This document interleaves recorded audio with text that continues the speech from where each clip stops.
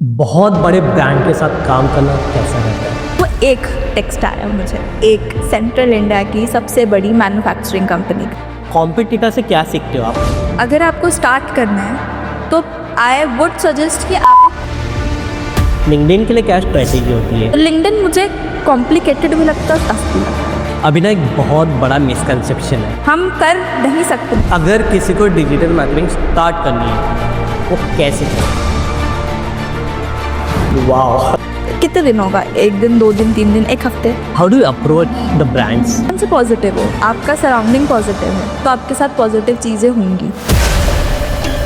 मेरे अराउंड जो लोग हैं वो मेरे बारे में बहुत नेगेटिव सोचते हैं। क्या लगता है कि कंपटीशन भी बढ़ रही है? हाँ, रिवर्स भगवान है मतलब। अगर मैं कोई अकाउंट जीरो से स्क्रैच से बना रही हूँ तो उसमें 1000 व्यूज भी आना बहुत बड़ी बात है। आपके अकॉर्डिंग डिजिटल मार्केटिंग क्या होती है? डिजिटल मार्केटिंग ऑडियंस को मैं ये टिप दूंगी,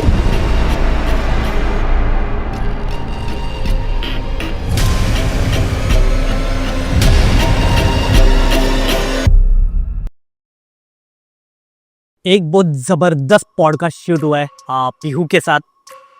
डिजिटल मार्केटिंग स्पेसिफिक पॉडकास्ट था। अगर आपको डिजिटल मार्केटिंग में इंटरेस्ट है, आपको सोशल मीडिया पे प्रेजेंस चाहिए, आप एक ब्रांड हो, तो आपको डिजिटल मार्केटिंग आना बहुत ज़रूरी है। एंड बहुत ट्रेंडिंग टॉपिक चालू है, बहुत अमेजिंग पॉडकास्ट हुआ। पीहू ने बहुत सारी बेसिक्स कवर करी है। उस बेसिक से आप सीख जाओगे कि किस तरह से हम डिजिटल मार्केटिंग कर सकते हैं, या अगर किसी को सीखना है तो क्या प्रोसेस हो सकती है। सो इस पॉडकास्ट को ज़रूर कंज्यूम करेगा। छोटा सा एपिसोड है। Without further ado, please welcome Pihu is on the show. So Rupam Khadgi show के स्पेशल एपिसोड में आपका स्वागत है पीहू। Thank you. कैसे हो आप? बढ़िया, आप? मैं भी बहुत बढ़िया हूँ, बहुत मस्त। बहुत दिनों से ये करना था हमें, एंड फाइनली वो दिन आ गया, हम कर रहे हैं। I am very excited, I am very curious, because ये फील्ड में मेरा फर्स्ट पॉडकास्ट है, स्पेशली टेक्निकल टर्म में। सो बहुत कुछ सीख के जाऊँगा आपसे, क्योंकि ये सबके लिए इम्पोर्टेंट है, सबके लिए बेनिफिशियल होगा।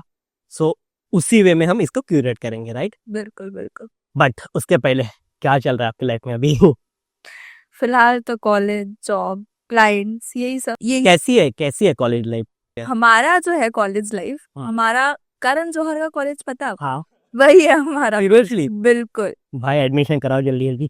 हाँ, बिल्कुल, आप जरूर आ सकते हो। हाँ। हमें हर तीसरे महीने में हमारे यहाँ कोई ना कोई इवेंट होता है। Fashion show, modelling, dancing, cultural event से भरा हुआ है हमारा कॉलेज।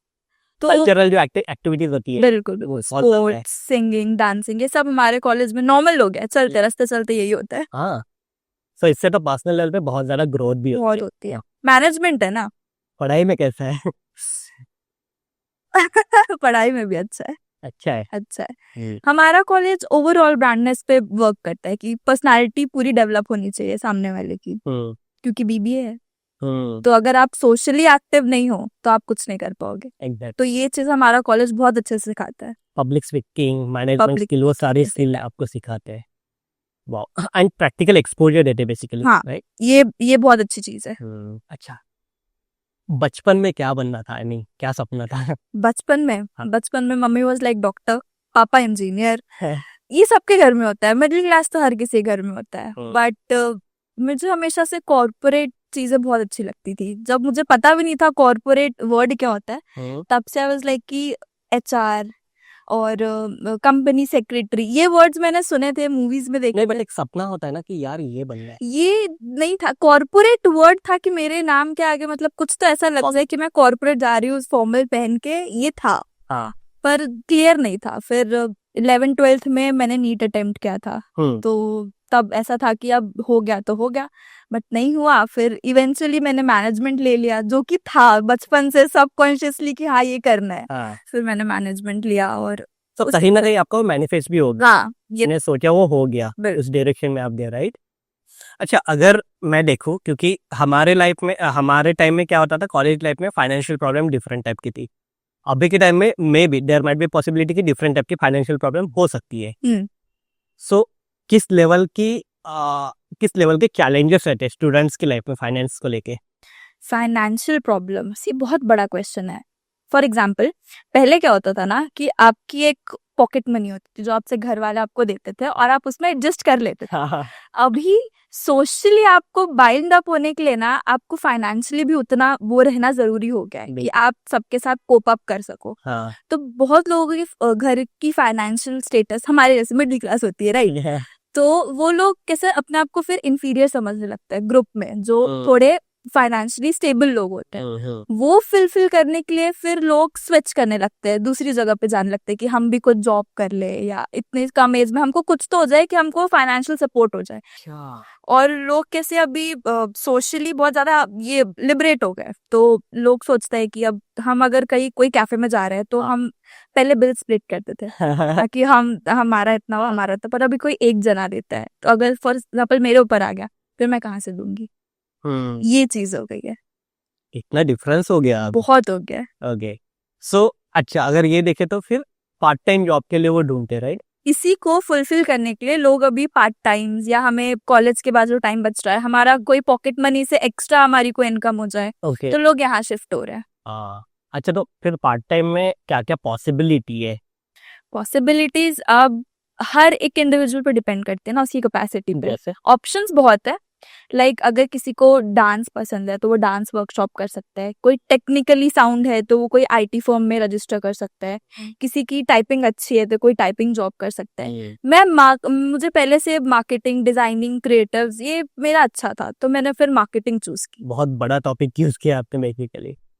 अच्छा, तो डिजिटल मार्केटिंग स्पेसिफिक आपने करा है, उसी के ऊपर बात करते हैं, क्योंकि आज के टाइम में ना डिजिटल मार्केटिंग जिसको आया वो ब्रांड को कहीं भी ले जा सकता है, बहुत बढ़िया से प्रमोट कर सकता है। आई मीन अभी ट्रेडिशनल वे नहीं चलता है उतना, राइट? डिजिटल मार्केटिंग बहुत ज्यादा चलता है। सो आपके अकॉर्डिंग डिजिटल मार्केटिंग क्या होती है? Digital marketing is something to promote your brand digitally, अपने सारे डिजिटल प्लेटफॉर्म्स पे अपना ब्रांड बिल्ड करना। पहले मॉडर्न ट्रेडिशनल वे में क्या होता था कि न्यूज़पेपर्स में एडवर्टाइजमेंट करना, होर्डिंग्स पे करना, टेलीविजन पे करना, उससे अब स्विच हो चुका है। इंस्टाग्राम पे करना, लिंक्डइन पे करना, फेसबुक पे करना, Google is one of the biggest terms अभी यूज करते हैं हम लोग। तो ट्रेडिशनल वे से मॉडर्न वे में एडवर्टाइजिंग शिफ्ट हो गई है, जिसके लिए हम एक टर्म यूज करते हैं डिजिटल मार्केट। अच्छा, बट इसमें बहुत सारे मिसकंसेप्शन भी होते हैं डिजिटल मार्केटिंग को लेके। बहुत सारे। क्या होते हैं वो? पहला मिसकंसेप्शन जो होता है कि डिजिटल मार्केटिंग लोगों को लगता है इंस्टाग्राम पे हैशटैग्स यूज करना, बूस्टिंग करना, ये तो डिजिटल मार्केटिंग हो गई, हम भी कर लेंगे, ये तो बूस्टिंग ही तो करनी है, टारगेट ऑडियंस ही तो लगानी है। तो ये बहुत बड़ा मिसकंसेप्शन है। सिर्फ इंस्टाग्राम पे बूस्ट करने से या हैशटैग्स यूज करने से डिजिटल मार्केटिंग नहीं होती, बहुत डीप होती है वो। आप एक पूरा सब्जेक्ट बना सकते हो उस पे, एक जैसे कॉलेज में हम सब्जेक्ट्स पढ़ते हैं, राइट? एक पूरा डीप सब्जेक्ट है उसके ऊपर, बट लोग क्या करते हैं कि हम भी कर लेंगे। सेकंड मिसकंसेप्शन कि लोगों को लगता है कि ये तो बहुत इजी है, हम कर नहीं सकते। बहुत बड़े बड़े ब्रांड्स जो डिजिटल मार्केटिंग एजेंसी हायर करते हैं, उन्हें क्या लगता है कि हम कर सकते थे बट हमारे पास टाइम नहीं है, इसलिए हम अल्टरनेटिव रख रहे हैं। बट ऐसा नहीं है, ऐसा नहीं है। अगर हर कोई कर लेता तो फिर मार्केटिंग, डिजिटल मार्केटिंग वर्ड ही नहीं आता शायद। हाँ, इसकी फिर एजुकेशन भी नहीं होती, बिल्कुल नहीं होती। अभी तो इसकी प्रॉपर डिग्री होने लगी है, MBA में स्पेशलाइजेशन हो गया डिजिटल मार्केटिंग। तो क्यों हुआ है? क्योंकि ये बहुत डीप चीज है। कौन सी स्किल्स रिक्वायर्ड होती है अगर आपको डिजिटल मार्केटर बनना है? तो आपको सबसे पहले तो कंटेंट सिलेक्ट करने आना चाहिए ब्रांड के अकॉर्डिंग, क्योंकि जब आपको ये नॉलेज होगी कि कौन सा कंटेंट उस ब्रांड पे सूट कर रहा है, तभी आप उस पे वर्क कर सकते हैं। और ये तब होता है जब ये स्किल है कि आप कंटेंट सिलेक्ट कर सको, फिर उसे किस वे में पोर्ट्रे करना है। क्योंकि कंटेंट सिलेक्ट करने के बाद उसको पोर्ट्रे करने का भी तरीका बहुत डिफरेंट होता है। हर मार्केटर की अपनी स्किल होती है, हर मार्केटर अपने तरीके से उसको पोर्ट्रे करता है, तो वो भी एक स्किल होती है अपने अंदर। एंड किसी भी चीज को आप कितने कम टाइम में कितना बड़ा कर पा रहे हो, ये भी एक स्किल होती है। कोई वो ब्रांड 3 महीने में बिल्ड करता है, कोई 6 महीने में बिल्ड करता है, तो वो भी स्किल के ऊपर है। तो ये सब डिजिटल मार्केटर के अंदर तो आपको ट्रेंड के अकॉर्डिंग चलना होता है। ट्रेंड के अकॉर्डिंग चलना चाहिए। जब आपका ट्रेंड स्विच हुआ, आपको भी स्विच करना पड़ता है, अडैप्ट करना पड़ता है, उतनी ग्रास्पिंग पावर रहनी चाहिए आपके अंदर। ओके, सो आपको अगर आपका एक कोई बेस होता है एल्गोरिदम को लेके कि एल्गोरिदम चेंज हो तो आपको नए से प्रिपेयर करना पड़ता है, फिर आप उसको यूज कर सकते हो। स्टार्टिंग में कभी भी कोई भी चीज के लिए टाइम लगता है, बट वंस अगर आपको एक्सपीरियंस हो जाता है तो अल्गोरिदम जब चेंज होता है आपको समझ में आ जाता है कि ये अल्गोरिदम अब स्विच हुआ है, तो आपको उसके अकॉर्डिंग स्विच करना है। अच्छा, क्या क्या चेंज देखा अभी तक एल्गोरिदम में रिसेंट में? जो मेटा एड्स होती है ना, फेसबुक मेटा एड्स, जब मैंने स्टार्ट किया था तो वो बहुत डिफरेंट थी। लाइक उसकी सेटिंग्स जो थी, अब टेक्निकली शायद मैं ना इतना बता पाऊँ, बट जो सेटिंग्स थी वो पहले बहुत डिफरेंट थी, और अभी जब मैं मेटा एड्स रन करती हूँ तो उसकी सेटिंग्स जो है बहुत डिफरेंट होती है।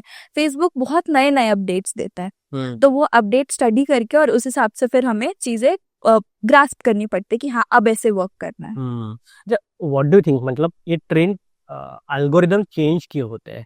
ट्रेंड्स चेंज होते हैं। पहले लोग एक कांस्टेंट कोई एक गाना आता था तो वो 6 महीना 7 महीना वो गाना लोग सुनते थे। हाँ। अब कोई भी एक गाना जो हिट हुआ है वो 1 महीना 1.5 महीना फिर कोई न्यू गाना आएगा। हाँ। ये तो हर कोई चेंज कर रहा है ना, अडाप्टिंग पावर सबकी बहुत चेंज हो चुकी है, बहुत फास्ट हो चुकी है, तो लोग स्विच कर रहे हैं, तो वैसे ही ट्रेंड भी स्विच होता है। व्यूअर्स जो होते हैं ना, सोशल मीडिया बहुत बड़ा रोल प्ले करता है व्यूअर्स के पॉइंट ऑफ व्यू से। अगर आपको व्यूअर्स का पॉइंट ऑफ व्यू समझना है तो सोशल मीडिया तो बहुत बड़ा हेल्पफुल जगह है कि जहाँ से आपको समझ में आ जाता है कि व्यूअर क्या देखना पसंद करते हैं। व्यूअर्स भगवान है मतलब। बहुत बड़े, बहुत बड़े। आपको तो बहुत अच्छे से पता होगा, आप तो पॉडकास्टर हो। यस तो ये चीज है, अगर आप पहले नॉर्मल इंफॉर्मेटिव चीजें बहुत चलती थी, फेसबुक हो गया, इंस्टाग्राम हो गया, अब मीम्स बहुत चलता है। हाँ।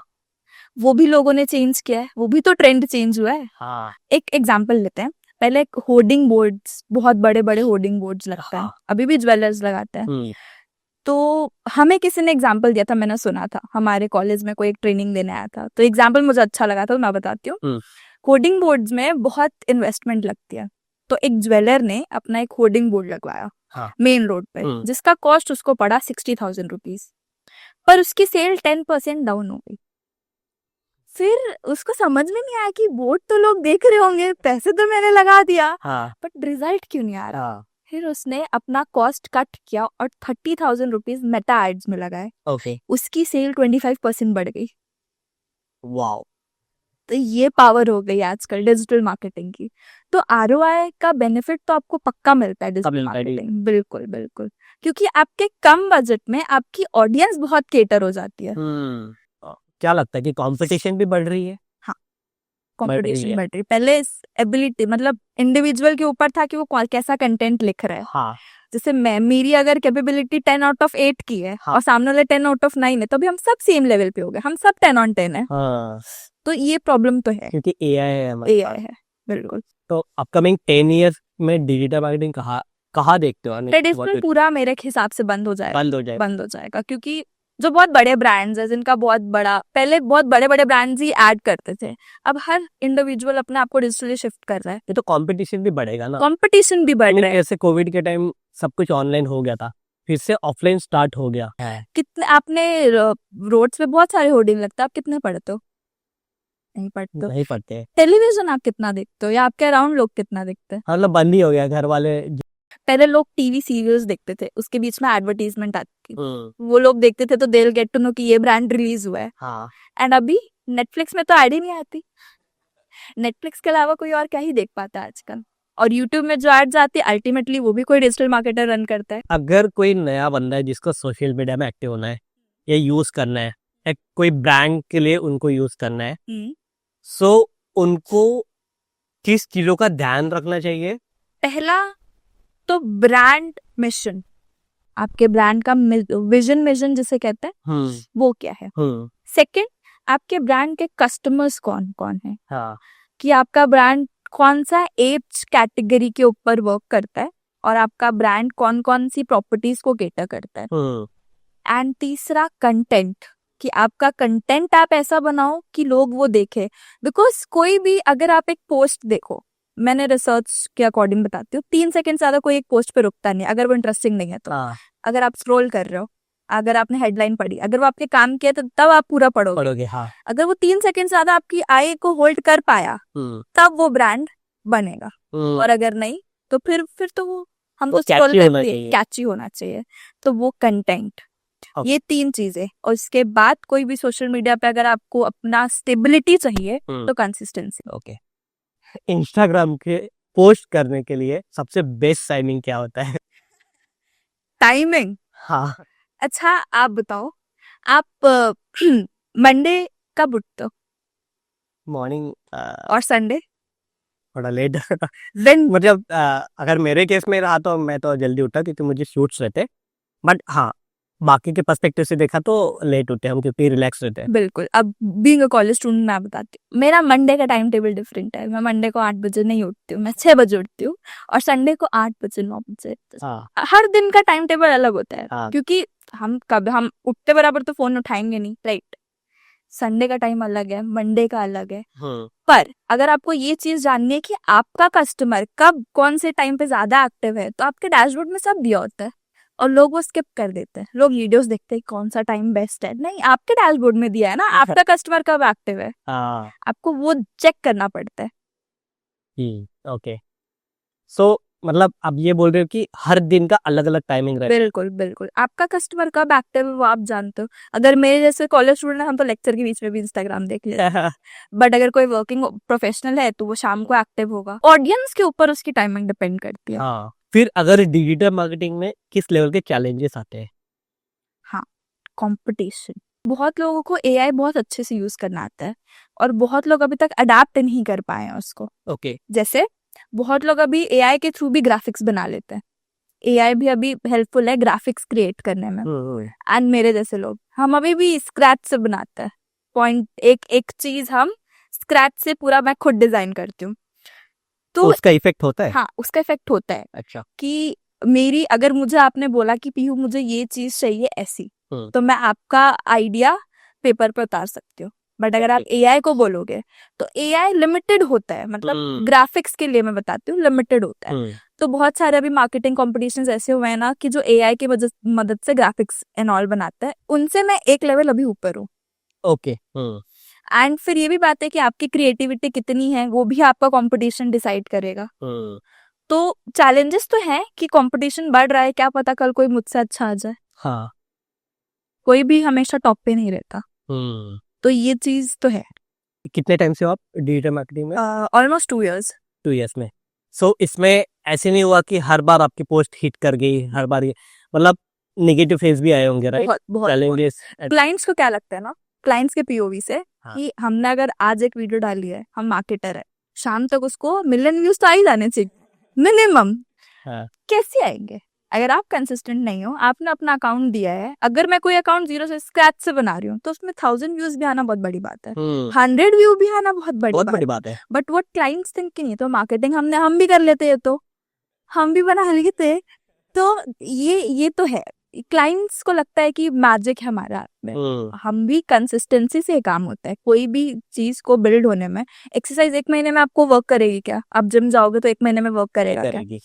वही चीज हर जगह अप्लाई होती है। हर ऑन एन एवरेज कितना टाइम लगता है ग्रो होने के लिए? ग्रो होने के लिए अगर आप स्क्रैच पे हो तो 6 months, 6 months पे। और अगर आप ऑलरेडी आपका प्रेजेंस है बट अभी तक कुछ उस पर वर्किंग नहीं है, तो 2 to 3 months उसे ग्रास्प करने के लिए, उसकी ऑडियंस को। लाइक आपके 5000 फॉलोवर्स है बट आपका कोई प्रेजेंस नहीं है, आप कोई पोस्टिंग्स एंड ऑल नहीं कर रहे हो, तो 2 to 3 months। तो आपको बस कंसिस्टेंट रहना है, कंसिस्टेंट रहना है विद द प्रॉपर प्रोसीजर के साथ। कंसिस्टेंट मतलब ये नहीं कि आपने पोस्ट बनाते गए और डालते गए, कि आपको देखना है कि कहाँ गलत हो रहा है, उसको इम्प्रूव करना हर डे। बिल्कुल बिल्कुल, हर दिन आपकी पोस्ट में कुछ ना कुछ इम्प्रूवमेंट के बैक एंड पे हमें चेक करना पड़ता है कि किस पोस्ट पे कितने मेल ऑडियंस थी, कितनी फीमेल ऑडियंस थी। आई थिंक वो सबसे टफ होता है, मतलब वो सबसे इम्पोर्टेंट है, बहुत इंपॉर्टेंट होता है, और उसी के स्टडी के हिसाब से हम आगे वर्क करते हैं। हैशटैग वगैरह जो बोल रहे हैं हम लोग, वो तो यूज करते हैं। मेन पार्ट होता है कि एनालाइज करना, एनालिसिस करना, है ना? बिल्कुल। फेलियर को किस तरह से फिर हैंडल करते थे? फेलियर आता था, फेलियर इन द सेंस कभी रिजल्ट नहीं आया किसी क्लाइंट का, वो कैसे डील करते थे? तो डील स्टडी करके कि आगे क्या करना है। जैसे अगर मुझे रिजल्ट नहीं आया, मुझे किसी ने बोला कि रिजल्ट नहीं आ रहा है पीहू, ये गलत हो रहा है, तो थोड़ा बुरा तो लगता था, क्योंकि मेहनत तो लगती है, कोई भी एड रन करने में या कोई भी पोस्ट करने में मेहनत तो लगती है। हाँ। और फिर रिजल्ट बुरा लगता था, बट फिर स्टडी करके, 1 दिन नहीं आएगा, 2 दिन नहीं आएगा, बहुत बार मैं तो हफ्ते हफ्ते रिजल्ट नहीं आता था, हाँ। बट फिर स्टडी करके। हाँ। और मेरे मेंटर्स भी काफी अच्छे थे, वो लोग मुझे मतलब कभी उन्होंने इतना डीमोटिवेट नहीं किया। तो फेलियर आया, बट स्टडी करके और रिसर्च करके फिर वो कोप अप कर लिया मैंने। तो ये होता है, अगर 9 to 5 की जॉब करके आ रही हूँ मैं और किसी ने 8 बजे बोल दिया कि नहीं भी हुई ये चाहिए, तो ये तो करना पड़ेगा ना, मना नहीं कर सकते। तो एग्जॉस्ट होने के बाद फिर से लैपटॉप उठाओ, वर्क करो।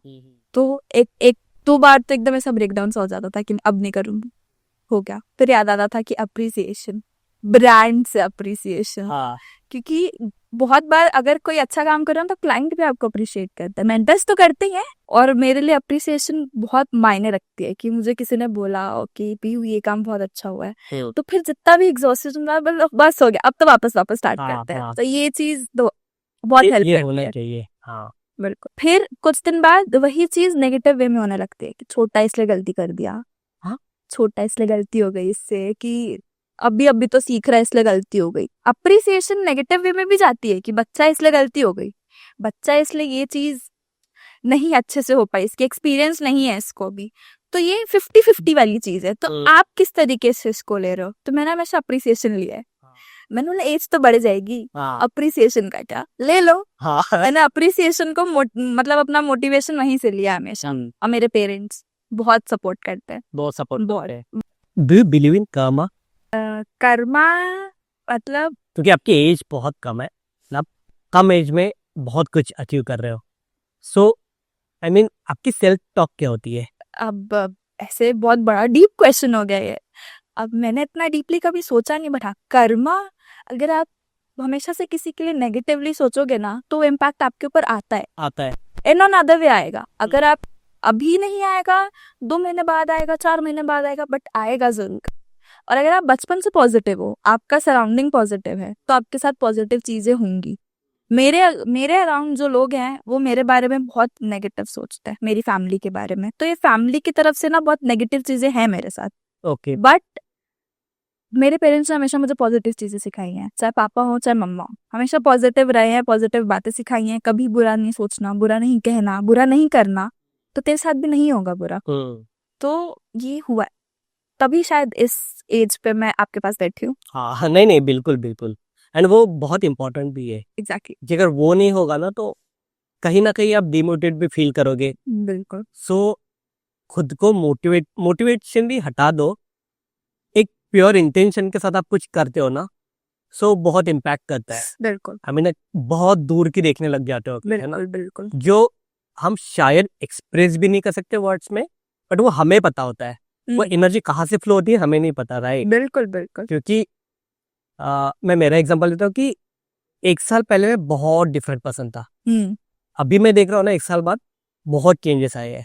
ये कैसे आए? क्योंकि मैंने कुछ ना कुछ स्टेप्स लिए। पॉडकास्टिंग नहीं थी, कुछ नहीं थी, मैंने स्टार्ट किया, करते गया, फेल हुआ, फिर सीसा फिर करते गया। बट उससे आपको उस समय में नहीं पता चलेगा कि आप क्या सीख रहे हो। जब आप पीछे देखोगे ना, जो भी आप देखते होगे, यार मैं तो छोटी सी समय कुछ नहीं करती थी, राइट?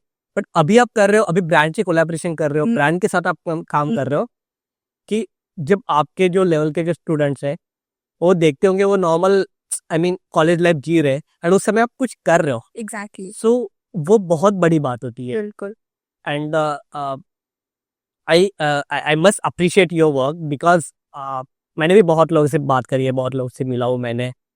सो सबका एक रहा है कि उनका जो सेल्फ टॉक होता है ना, सेल्फ मोटिवेशन, वो बहुत इम्पैक्ट करता है। सबने यही बोला कि अब जो भी कर रहे हो, जैसे भी कर रहे हो, प्योर इंटेंशन के साथ करो। प्योर इंटेंशन बहुत जरूरी है, बहुत जरूरी है। और ये मेरे में है, लाइक लेट गो कर देना, ग्रजेस नहीं रखना, नेगेटिव नहीं सोचना। मतलब किसी को लेके किसी के बारे में बुरा नहीं सोचा है मैंने कभी। अच्छा, कभी अगर आपको कोई बुरा बोल दे? ये तो हमेशा का है। कैसे डील करते हो? मैंने बोला लेट गो वाली आदत है मुझे, छोड़ना, जाने दे। बट कभी कभी सर के ऊपर से पानी चल गया तो फिर मैं मम्मा को बताती हूँ। How sweet. तो फिर मैं मम्मा को बताती हूँ मम्मा ऐसा हुआ। नहीं, झगड़ा लड़ाई वाली आदत नहीं है मुझे, लड़ना झगड़ना। मैं लड़ाई झगड़ा नहीं बोल रहा हूँ। और ये जो है, हाँ बुरा लगता है कि मैंने तो ऐसा कुछ किया नहीं, सामने वाला बोल रहा है, फिर वही चीज है कि लेट गो कर देती हूँ मैं कि जाने दो। अच्छा, ऐसा कभी बहुत बड़ा पेन आया है लाइफ में? हाँ आया है। मैं वो बोल रहा था कि अगर आपकी लाइफ में पेन है, सो जो एनर्जी फ्लो होती है ना, स्लो हो जाती है एनर्जी आपकी। जैसे आपका वर्क करने का, अगर आप कोई टास्क अपना 1 घंटे में कंप्लीट कर रहे हो, और अगर आपका माइंड वहाँ नहीं है तो वो 2-2.5 घंटे ले लेता है। तो वो एनर्जी जो आपकी होती है ना वो स्लो डाउन हो जाती है। और ये हुआ है मेरे साथ, हुआ है। हुआ है। Okay. तो कितने दिन होगा, 1 दिन 2 दिन 3 दिन 1 हफ्ते, फिर उसके बाद फिर ये रियलाइज होता है कि नहीं, काम इफेक्ट नहीं होना चाहिए, क्योंकि हम अकेले अब काम नहीं कर रहे हैं, हमारे साथ दूसरे लोग भी हैं। तो हम अपनी पेन की वजह से दूसरे लोगों का नुकसान तो नहीं कर सकते। नहीं कर सकते। हाँ तो ये चीज को फिर मोटिवेशन बना के फिर बैक टू वर्क। हाँ, बहुत कॉम्प्लिकेट नहीं करना चाहिए चीजों को, जितना सिंपल रख लो जितना सिंपल रखोगे उतना आपके लिए उतना बेटर होगा। अच्छा है। बिल्कुल। राइट, इसलिए पूछ रहा हूँ क्योंकि अभी के जो स्टूडेंट्स है, जो टीनेजर्स है, वो बहुत ज्यादा मेंटली डिस्टर्ब है। बहुत हाँ। बहुत। वही मैं समझने की कोशिश कर रहा था कि आप आपके माइंड को कैसे स्टेबल रखते हो, कि ये होते तो चीज आपके साथ भी होगी सारी चीजें। मेरे मेरे साथ वाले जो फ्रेंड्स हैं, ये तो बहुत होता है, इसने उसके बारे में बोला। हाँ। कॉलेज में तो ये नॉर्मल है, किसी ने चल- किसी का कॉलर पकड़ लिया तो बहुत नॉर्मल है ये। हाँ। और मैं ज्यादा फ्रेंड्स में इतना इन्वॉल्व, सोशल लाइफ है मेरी बट बहुत लिमिटेड लोगों के साथ। ओके। सोशली मैं ऐसा नहीं है कि मैं ज्यादा लोगों में बैठती नहीं हूँ, बैठती हूँ लोगों में, सबसे बात करती हूँ, बट सिर्फ जहां तक हम, जैसे आप और मैं बैठे हैं, हम दोनों ने अच्छे से बात की है, बट उसके बाद आपके लाइफ में क्या हो रहा है मैं नहीं पूछने जाऊंगी। हाँ। और ना मैं चाहूंगी आप मेरे बारे में पूछो। बस यही था। Unnecessarily interfere. अननेसेसरी वाला इंटरफेरेंस नहीं है मेरे में। तो वो चीज शायद मुझे बचा देती है सब टैंट्रम से। तो ये चीज एक्चुअली, अगर आप 4 लोगों में बैठने के उठने के बाद उस चीज में इंटरफेयर नहीं करोगे तो ये आपका बहुत हेल्प करेगा आपको कोप अप करने में। सोशल लाइफ रखो, लिमिटेड लोगों के साथ रखो। जितना बड़ा आपका सर्कल होगा ना उतना कॉम्प्लिकेट आपका लाइफ होते जाता है। ये चीज है। तो कॉलेज वाले क्या करते हैं कि एक पूरा क्लास ही उनका ग्रुप होता है, सीनियर्स उनके ग्रुप में होता है, जूनियर्स उनके ग्रुप में होता है, उनके क्लासमेट्स भी उनके ग्रुप में होता है। जितने लोग रहेंगे उतनी बातें होती है, और जितनी बातें होती है उसमें कहीं ना कहीं आप इन्वॉल्व होते हो। और वो फिर आपको अफेक्ट करती है।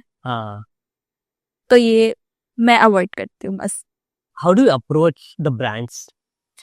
अप्रोच इनिशियली मैंने मेल्स किए, लिंक्डइन से अप्रोच किया कि ma'am I am a digital marketer, I have this much experience and I would really love to work with you. आप मैं ट्रायल्स वाला कि मैम 1 मंथ आप ट्रायल ले लो विदाउट पेमेंट, क्योंकि स्टार्टिंग में मैं कभी मनी माइंडेड नहीं रही, एक्सपीरियंस चाहिए था मुझे, तो पैसा मैंने उतना कभी ये नहीं किया। तो पहले की ट्रायल ले लो आप और इस पे स्टार्ट करते हैं, फिर अगर आपको ये वर्किंग लगे तो आप कंटिन्यू करना। इससे मैंने लिंक्डइन पे बहुत टेक्स्ट किया। अच्छा। लिंक्डइन तो मेरा टेक्स्ट कोई ना कोई रिप्लाई जरूर करता था। एग्जैक्टली।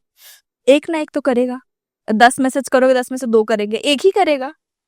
तो वो एक टेक्स्ट आया मुझे, एक सेंट्रल इंडिया की सबसे बड़ी मैन्युफैक्चरिंग कंपनी का, वाओ। डैफोडिल एनग्रेवर्स। एंड फिर मैंने उनके साथ वर्क करना स्टार्ट किया। फिर जब आप किसी के बड़े ब्रांड के साथ वर्क करते हो ना तो उनके कॉन्टैक्ट जरूर पूछते हैं कि आपका कौन मैनेज कर रहा है। एग्जैक्टली। इवेंचुअली ये चीज होती है। हाँ। अपेरेंटली वहां से मुझे बहुत सारे रेफरेंसेस मिले, वहां से मेरा ब्रेक थ्रू हुआ कि अब तो मार्केट में अब मैं आई हूँ। वहां से फिर मुझे ब्रांड्स मिले एंड वहां से फिर बहुत अच्छी चीजें मेरे साथ हुई और आगे फिर मतलब बढ़ते ही गया, वहां से क्लाइंट्स मेरे बढ़ते गए। बहुत बड़े ब्रांड के साथ काम करना कैसा रहता है? बहुत एक्सपीरियंस मिलता है। आप तो न्यू भी हो, आपको क्या पता ब्रांड कैसे वर्क करता है, और हर ब्रांड का अपना एक टेस्ट, एक लैंग्वेज होती है। हाँ। तो आप जितने डिफरेंट ब्रांड्स के साथ काम करते हो ना, आपका टेस्ट और आपका लैंग्वेज उतना एक्सपांड होते जाता है, उतना वास्ट होते जाता है। आपकी एक्सपीरियंस डायरी में एक एक पेज ऐड होते जाता है। वो चीज बहुत इंपॉर्टेंट है। मैं हर ब्रांड के साथ वर्क करती हूँ, ब्रांड लैंग्वेज सीखती हूँ कि आपका ब्रांड वर्क कैसे करता है, आपके ब्रांड में मैनेजमेंट कैसी है, अपने वर्क के अपार्ट में ये चीज सीखती हूँ। और फिर ब्रांड टेस्ट सीखने में हमारा टेस्ट भी अपेरेंटली इंक्रीज होता है। हाँ। तो ये बहुत इंटरेस्टिंग चीज है। जैसे जितना बड़ा ब्रांड है उतना बड़ा उसका मैनेजमेंट रहता है और उतना ही अच्छा एक्सपीरियंस मिलता है उसके साथ काम करके। सबसे इजी प्लेटफॉर्म कौन सा है डिजिटल मार्केटिंग के लिए? इंस्टाग्राम। यूजर वही है, मोस्ट ऑफ द यूथ वहाँ पे वहीं पे है। एंड इंडिया में इंस्टाग्राम एंड अदर कंट्रीज के लिए फेसबुक भी। अभी इंडियंस तो फेसबुक बहुत कम यूज करते हैं, यूथ बहुत कम यूज करती है, बट अदर कंट्रीज में फेसबुक अभी स्टिल एक्टिव है। तो फेसबुक भी, इंस्टाग्राम, फेसबुक। स्ट्रेटेजी अलग अलग होती है। हाँ, इंडिया में अलग है। इंडिया में इंस्टाग्राम यूजर्स ज़्यादा है तो इंस्टाग्राम के अकॉर्डिंग टारगेटिंग होती है, एंड बाहर कंट्रीज के लिए फेसबुक ज़्यादा यूजफुल है, वहाँ के लोग फेसबुक ज़्यादा यूज़ करते हैं तो फेसबुक के लिए अलग टारगेटिंग होती है। एंड लिंक्डइन पे अलग चीज़ होती है। लिंक्डइन इंस्टाग्राम फेसबुक से डिफरेंट होता है। लिंक्डइन प्रोफेशनल होता है, प्रोफेशनल है। तो लिंक्डइन की स्ट्रैटेजी अलग होती है। तीनों प्लेटफॉर्म की स्ट्रैटेजीज अलग अलग है। एंड आप तीनों प्लेटफॉर्म के लिए वो करते हो? हाँ, digital तीनों marketing? प्लेटफॉर्म के लिए मैं वर्क करती हूँ। सबसे डिफिकल्ट कौन सा? लिंक्डइन। लिंक्डइन। लिंक्डइन क्यों? क्योंकि लिंक्डइन बहुत बहुत प्रोफेशनल है। इंस्टाग्राम और तो सब लोग यूज करते हैं, बट लिंक्डइन मोस्टली प्रोफेशनल्स सारे वहीं होते हैं। वहां पे गलती, अगर वहां पे थोड़ी भी गलती हुई तो आपकी ब्रांड इमेज बहुत बहुत स्पीड से नीचे आती है। अगर लिंक्डइन पे जैसे सब सीईओज, एमडीज एंड जिनके साथ आपको कोलैब करना है वो लोग वहां पे अवेलेबल होते हैं, और मैंने कोई कंटेंट डाला और उसमें अगर मान लो एक स्पेलिंग डी का बी हो गया, हाँ, तो वो ब्रांड इमेज उतनी जल्दी नीचे जाएगी कि फिर ये दिक्कत हो जाती है। तो लिंक्डइन मुझे कॉम्प्लिकेटेड भी लगता है, टफ भी लगता है। लिंक्डइन के लिए क्या स्ट्रेटेजी होती है? कैसे ग्रो किया जा सकता है लिंक्डइन पे? Connections, LinkedIn Okay. Connections. And LinkedIn पे आप पोस्टिंग्स अगर बोलोगे तो वो जरूरी नहीं होते। लिंक्डइन पे कंटेंट बहुत जरूरी होता है। लिंक्डइन का कंटेंट लोग पढ़ते हैं, तो आप क्या पोस्ट कर रहे हो? हाँ, वो आपको वो कंटेंट भी। एंड एक और चीज है कि जो हम कैप्शंस लिखते हैं, हाँ, आप कितने इंस्टाग्राम कैप्शंस पढ़ते हो? बहुत कम, बहुत। क्योंकि जो पोस्ट में होता है हम वही पढ़ते हैं, और अगर उसमें से हमको कोई और कुछ और जानना होता है तब हम कैप्शन पे जाते हैं। हाँ, तो बहुत कम लोग कैप्शन पढ़ते हैं, ऑलमोस्ट 20%। हाँ, पर लिंक्डइन के जो कैप्शंस होते हैं वो बहुत यूजफुल, मीनिंगफुल, और उसमें बहुत सारी चीजें रहती है। तो 80% लिंक्डइन यूजर्स उनके कैप्शंस पढ़ते हैं। तो इंस्टाग्राम का कंटेंट एंड लिंक्डइन का कंटेंट दोनों डिफरेंट होता है। और लिंक्डइन ग्रो करने के लिए आपका कंटेंट राइटिंग बहुत स्ट्रांग होना चाहिए। ओके। आपको कंटेंट पे बहुत वर्क करना पड़ता है, और प्रोफेशनल्स की लैंग्वेज यूज करनी पड़ती है आपको। ओके। तो ये चीज है। एक नॉर्मल इंसान है सपोज, ठीक है, अगर उसको रिलेवेंट रहना है सोशल मीडिया में स्पेशली, तो किस चीजों पे वर्क करना पड़ेगा? अगर आप न्यू भी हो, स्टार्टिंग से आप स्टार्ट कर रहे हो, हाँ, तो आप हर ऑडियंस को केटर मत करो। ओके। 60 टाइप के अगर ऑडियंस है तो आप चारों पे मत जाओ, एक पकड़ो, पहले एक ऑडियंस कंप्लीटली केटर करो। अगर आप इन्फ्लुएंसर्स, और अगर आपको अभी पता नहीं है कि आपको कौन सा फील्ड में जाना है, कि आपको फूड ब्लॉगर बनना है या डेस्टिनेशन ब्लॉगर बनना है, बहुत सारे ब्लॉगर्स के टाइप्स होते हैं, राइट? तो पहले तो कोई एक चीज आप केटर करो जो आपके इजीली आप उस पर कंसिस्टेंट रह पाओ। अगर आप न्यू इन्फ्लुएंसर, अगर आप फूड कैटेगरी चुन रहे हो, तो आप पहले अपने रीजन के जितने भी फूड इन्फ्लुएंसर्स हैं उनका आईडी देखो, और वो कौन कौन सी प्लेसेस पे गए हैं वो जगह जाओ, एक कोई ऑडियंस पकड़ो, उन्हें केटर करो। वंस आप समझ में आ जाओ कि हाँ अब मेरे पास ऑडियंस है, अब आप डिस्कवर कर सकते हो, क्योंकि आपके पास लूज करने को कुछ नहीं है। आपके पास एक ऑडियंस तो हो गई है ना, अब आप डिस्कवर करो और अपनी इस ऑडियंस को भी सेटिस्फाई करो अपने कंटेंट से। एक रिलेवेंट सवाल पूछूंगा कि अभी ज्यादा कंटेंट पोस्ट करना इम्पोर्टेंट है कि क्वालिटी कंटेंट पोस्ट करना इम्पोर्टेंट है, अगर आप न्यू भी हो तो? क्वालिटी कंटेंट कभी भी, अगर आप न्यूबी भी हो या आपका ब्रांड बिल्ड भी है। बट ये भी बोला रहता है ना कि समटाइम्स अभी आप न्यू भी हो, आपने अभी भी स्टार्ट किया है, सो आपका कंटेंट उतने लोगों तक नहीं जाएगा अगर आप रेगुलरली पोस्ट नहीं कर रहे। आई मीन एक मैं एग्जांपल देता हूँ कि हम एक वीक में एक पोस्ट कर रहे हैं बट क्वालिटी कंटेंट है, या दूसरा सिनेरियो है कि हम हर रोज पोस्ट कर रहे हैं बट क्वालिटी उसका थोड़ा कम है। सो कौन सा बेटर रहेगा? अगर आप न्यू भी हो, रेलेवेंट तो होना चाहिए आप जो कर रहे हो। फॉर एग्जाम्पल आप पॉडकास्टर हो, आपको पॉडकास्ट से रिलेटेड आपको सोशल मीडिया पे चीजें डालनी है, तो अगर आप न्यू भी हो तो आप पहले इन्फॉर्मेशन डालोगे, पोस्ट करो, आप वीक में हर रोज पोस्ट करो। न्यू भी हो तो कंसिस्टेंसी तो चाहिए बिल्ड करने के लिए, बट कुछ भी आप नहीं डाल सकते ना, आपको रेलेवेंट चीजें डालनी ही पड़ेंगी। क्वालिटी आपको तब भी रखना पड़ेगा, नहीं तो फिर स्टार्टिंग से ही अगर आप थोड़े डिसबैलेंस रहोगे तो स्टेबिलिटी कैसे मिलेगी आपको? नहीं, बट इंस्टाग्राम क्या देखता है? इंस्टाग्राम तो यूजर तो कुछ भी देखता है यार। अगर आप यूट्यूब की देखोगे तो यूजर तो देख लेता है उसको जो इच्छा होती है, बट हमें ऑडियंस कौन सी चाहिए, हमारी ऑडियंस पर डिपेंड करता है हमारी क्वालिटी कैसी है। ऑडियंस के ऊपर है ये। सो फर्स्ट पॉइंट ही आ जाता है कि ऑडियंस आपको फाइंड आउट करना। ऑडियंस पहला स्टेप ही है कि आपको आपकी ऑडियंस चाहिए, उसकी एज कैटेगरी क्या है, उसका जेंडर क्या है, वो वर्किंग है या यूथ है, ये ऑडियंस जब आपकी सिलेक्ट हो जाती है तब आपका कंटेंट इसके अकॉर्डिंग बनना स्टार्ट हो जाता है। ओके। अभी ना एक बहुत बड़ा मिसकंसेप्शन है जो आपने बताया ना पहले, ये मैं भी फील कर पा रहा हूँ कि अभी के टाइम में ना लोग सोचते हैं कि डिजिटल मार्केटिंग सीखना बहुत इजी है, आप यूट्यूब से वीडियो देख लोगे एंड आप कर लोगे। वो एक मिसकंसेप्शन है, राइट? बट कितना डिफिकल्ट होता है ये? देखिए, डिफिकल्ट तो कुछ नहीं होता है, पर ये मिसकंसेप्शन है कि हम सीख लेंगे, क्योंकि यूट्यूब आपको मतलब एक बेसिक लर्निंग देगा कि ये स्टेप्स है, ये कर लो। पर हर एड अगर मैं बात करूँ बीइंग अ मार्केटर, हर एड में आपकी ऑडियंस सेम नहीं रह सकती। हाँ। आपको ऑडियंस स्विच करना है, अब वो तो यूट्यूब नहीं बताएगा ना। हम्म। वो तो आपको R&D करनी पड़ेगी, आपको रिसर्च करनी पड़ेगी कि रेडियस कितना रखना है, स्पेस कितनी। अगर यूट्यूब में मुंबई दिखाया है और आप राजस्थान में कर रहे हो, क्या वो वर्क करेगा? नहीं करेगा। तो फिर ये कैसे कोई सोच सकता है कि हम यूट्यूब से देख ले और हमें कर लेंगे? नहीं, हेल्प जरूर करता है। अगर आप सीख रहे हो और आपसे कोई स्टेप स्किप हो गया तो आप यूट्यूब की हेल्प ले सकते हो, बट आप स्क्रैच से वहां से आपको एक मेंटर तो लगेगा ही लगेगा। ओके, सो अभी ठीक है, एक बढ़िया सा पॉइंट पूछता हूँ कि अगर किसी को डिजिटल मार्केटिंग स्टार्ट करनी है, वो कैसे करे? अगर आपको स्टार्ट करना है तो आई वुड सजेस्ट कि आप एक कोर्स कर लो, सारी चीजें कवर करने के लिए, जिसमें आपको वेबसाइट भी कवर हो जाए, आपका सोशल मीडिया मैनेजमेंट कवर हो जाए, आपका गूगल एड्स कवर हो जाए, मेटा एड्स कवर हो जाए, लिंक्डइन एड्स कवर हो जाए, बहुत सारी चीजें होती है। तो ये सारी चीजें आपको एक बार ओवरव्यू मिल जाए, ये होता क्या है एक्चुअली। किसी को आप लिंक्डइन एड्स पूछोगे तो नहीं बता पाएगा, पर सोशल मीडिया एड्स बता पाएगा। पर दोनों तो पार्ट डिजिटल मार्केटिंग के है ना। तो हर पार्ट को रिव्यू करने के लिए आई मस्ट सजेस्ट कि आप एक कोर्स कर लो, एंड उसके बाद एक्सपीरियंस ले लो एक कंपनी में, किसी जगह पे इंटर्नशिप करके, कहीं इंटर्नशिप करके उसका एक एक्सपीरियंस गेन कर लो ताकि आप फ्यूचर में उसे यूज कर पाओ। Okay. And once you start doing it, you'll get interest for sure. You'll get knowledge. जब रिजल्ट मिलेगा, अप्रिसिएशन मिलेगी, you'll get motivation, you'll get going. जैसे आपके केस में हुआ था। बिल्कुल बिल्कुल। बट डेफिनेटली आपने भी स्टार्टिंग में बहुत टाइम दिया होगा, बहुत मेहनत करी होगी। बहुत टाइम मैंने बहुत दिया है। ये बात मैंने आपको बताई, 9 to 12 मेरा कॉलेज रहता था, 12:30 I am on office, 12:30 to रात को 6-7 बजे तक मैं ऑफिस में रहती थी। ऑफिस का पूरा काम, ब्रेक 1 घंटे की बस खाना खाने के लिए, उसमें भी कभी कभी लैपटॉप लेके खाना खाया मैंने। वो फिर उतना कंटिन्यू काम 6-7 घंटे, और घर आने के बाद भी मैंने काम किया है जो काम बच जाता था, क्योंकि मुझे नेक्स्ट डे फिर कॉलेज जाना पड़ता था।